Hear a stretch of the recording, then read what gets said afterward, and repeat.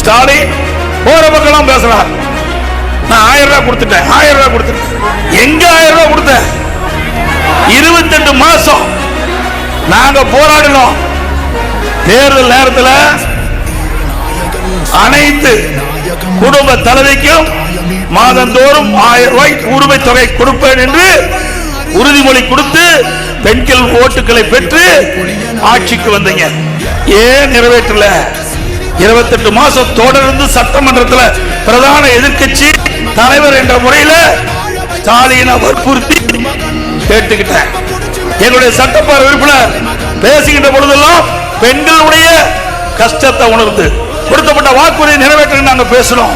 அதிமுக பொதுக்கூட்டத்தை முழுவதும் பேசணும். பத்திரிகையில வெளிப்படுத்தினோம், ஊடகத்தில் வெளிப்படுத்தணும், அறிக்கை வாயிலாக வெளிப்படுத்தணும். கொடுக்கவே இல்லை. 28 மாதம் கழிச்சு தொடர்ந்து பேசுகிற காலத்தினால ஏதாவது பெண்கள் இடத்துல இருந்து எதிர்ப்பு வந்து விடுவோம் என்று அஞ்சி அப்புறம் தான் கொடுத்தோம்.